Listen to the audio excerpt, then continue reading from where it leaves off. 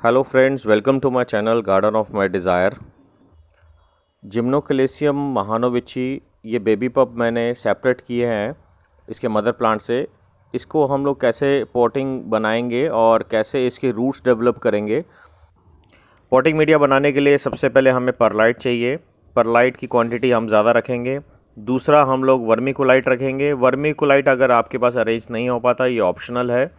और तीसरा, हम लोग क्रस्ट स्टोन लेंगे जो पिया ग्रेवल्स के नाम से भी जाने जाते हैं और इजीली कंस्ट्रक्शन एरिया में मिल जाते हैं। कंस्ट्रक्शन जितने भी स्टोर्स हैं वहाँ से मिल जाते हैं।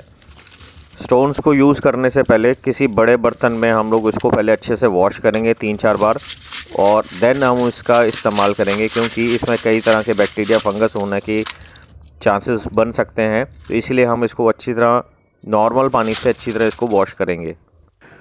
सबसे पहले हम एक गिलास कंटेनर लेंगे जिसके बॉटम में अच्छी तरह होल होने चाहिए, 5-6 होल होने चाहिए। अब इस तरह का कोई भी कंटेनर यूज़ कर सकते हैं। उसके बॉटम में हम ग्रेवल्स डालेंगे। स्टोन डालने के बाद हम कॉम्बिनेशन बनाएंगे 3/1 का। 3 परलाइट का हिस्सा होगा और 1 हिस्सा वर्मीकोलाइट का होगा और ये कॉम्बिनेशन आप इसी तरह से बनाएंगे।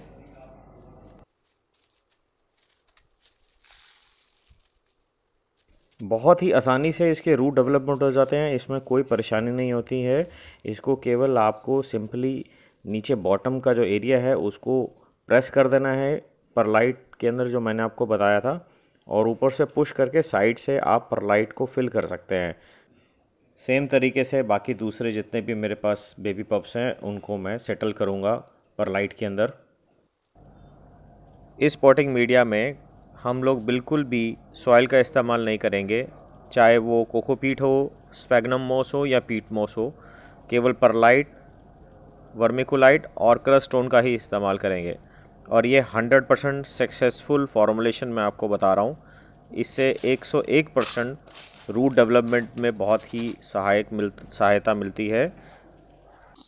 जिम्नोक्लेसियम में एक सबसे बड़ी समस्या फंगस की रहती है, क्योंकि बहुत से हमारे गार्डनर हैं वो कोकोपीट, पीट मोस, स्पैग्नम मोस के अंदर इसके रूट डेवलपमेंट की कोशिश करते हैं बट वो सक्सेसफुल रेट नहीं ले पाते हैं।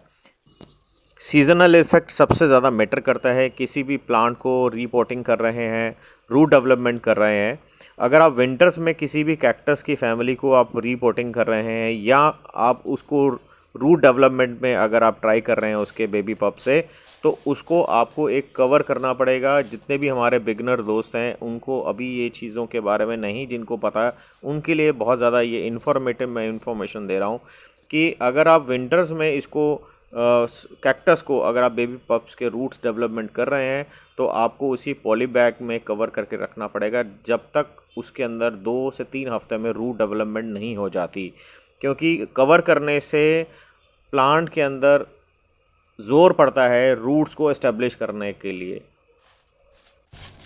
अगर आप समर में रूट डेवलपमेंट कर रहे हैं कैक्टस में, तो समर में ड्राइनेस भी होती है कई बार।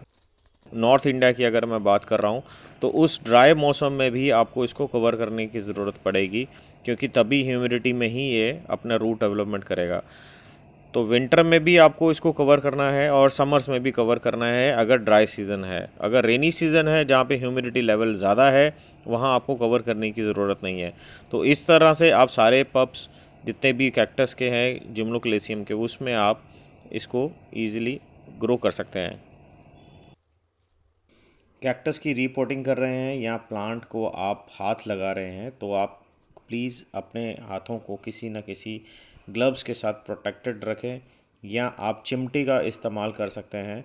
और अगर आप ऐसा नहीं करेंगे तो इसमें बहुत सारे बारीक थॉर्न्स होते हैं, कांटे होते हैं, वो हाथों में जाने के बाद आपको इरिटेट कर सकते हैं, आपको तकलीफ़ पैदा कर सकते हैं। जब आप पहली बार पानी दे रहे हैं तो इसको अच्छी तरह पानी दें और स्प्रे बॉटल से दें ताकि ये हिले ना अपनी जगह से जहाँ पे इसको सेटल किया गया है। अगर आपके कोई सवाल हों तो प्लीज़ कमेंट बॉक्स में कमेंट कर सकते हैं, मैं ज़रूर आपके कमेंट का आंसर करूँगा। आपसे अनुरोध है कि आप वीडियो को स्किप ना करें, आप वीडियो को पूरा देखें, क्योंकि इसमें पूरी जानकारी दी जा रही है स्टेप बाय स्टेप। अभी आगे का पूरा प्रोसीजर बाकी है। कोई भी आप पॉली बैग ले सकते हैं जो एयर टाइट हो, और उसको यूज़ करने से पहले आप एक बार श्योर हो जाएं कि इसके अंदर पॉट रखने के बाद ऊपर से ये बंद हो जाए और पूरी तरह एयर टाइट हो जाए। इसीलिए मैंने ज़िप लॉक पॉली बैग लिया है, जिसको सील करने के बाद मुझे फिर दोबारा किसी चीज़ की सहायता ना पड़े इसको एयर टाइट करने के लिए।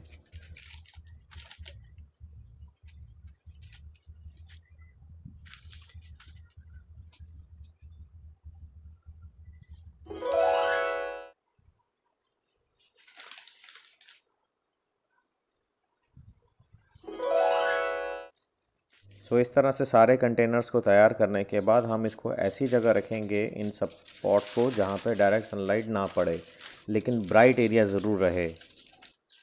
वीडियो आपको कैसी लगी, मेरी जानकारी आपको कैसी लगी, प्लीज़ आप कमेंट कर सकते हैं, लाइक और डिसलाइक दोनों कर सकते हैं।